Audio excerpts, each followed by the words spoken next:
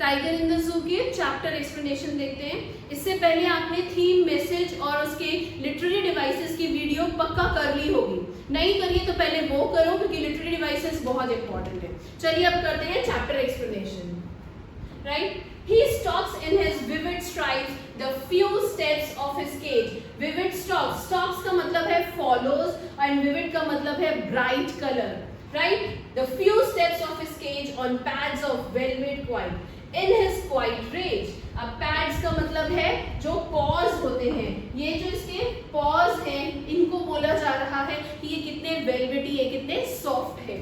Right, in his quiet rage. Rage का मतलब है anger.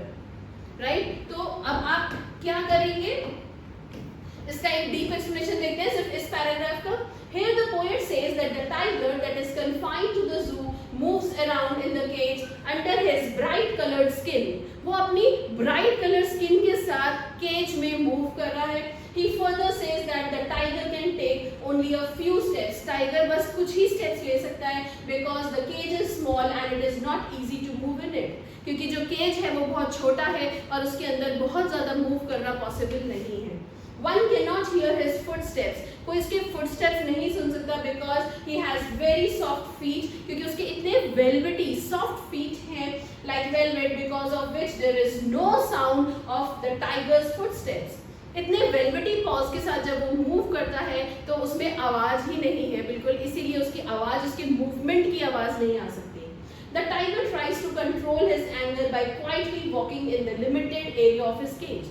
ये जो शेर है, ये टाइगर है, ये अपने एंगर को कंट्रोल करने की कोशिश कर रहा है धीरे धीरे वही मूव करके, क्योंकि उसका नेचुरल सेल्फ तो गुस्सा है ना, लेकिन वो उसको कंट्रोल कर रहा है वही थोड़ा बहुत मूव करके।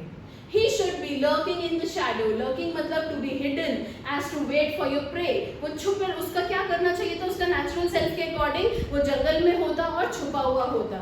Sliding through the long grass near the water hole where plump deer pass. Right? तो poet wants to say that if this tiger would have been free, इसको अगर जंगल में आपने फ्री छोड़ा होता तो ये कहीं लॉन्ग ग्रास के पास छुपा होता नियर द वाटर बॉडी। क्यों? क्योंकि वहां पे ही could easily catch a deer, जो वहां पे पानी पीने के लिए डियर आता तो ये उसको वहां पे आराम से पकड़ पाता अपने खाने के लिए। So basically the poet wants to say that the actual life of a tiger is to live in jungle. Poet ये बताना चाहते हैं कि जो ये एनिमल्स हैं इनकी असली लाइफ जंगल में है, वेयर जहाँ पे ये अपने प्रे को पकड़ सके खाने के लिए and eat it, but the tiger in the cage can not do so. लेकिन जो टाइगर है केज में वो ऐसा नहीं कर पा रहा है।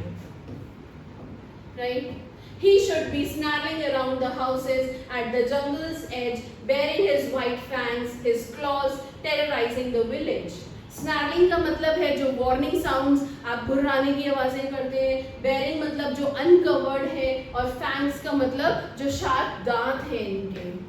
Right, so the poet says that if the tiger would have been free, अगर टाइगर फ्री होता, he would have snarled around the houses. वो वहाँ पे जो उनके आउटस्कर्ट्स में जंगल के जो बाहर की तरफ घर होते हैं उनके आसपास जाके घुराने की आवाजें, डरावनी आवाजें निकालता, जिससे जो वहाँ के घर है, लोग हैं, वो डर जाते हैं। Right? He would terrorize people with his sharp tooth and claws. वो अपने दांतों से शार्प और अपने पंजों से लोगों को डराता। This would create fear among the people living in the villages. और यही सब चीजें लोगों के दिलो दिमाग में डर बिठा देती इन एनिमल्स का। Right? अगर आपको अभी भी पोएम में या कोई पार्ट पोएम का नहीं समझ में आया है, आप मुझे मैसेज करो, मैं आपको दोबारा एक्सप्लेनेशन कर दूंगी। Right, thank you.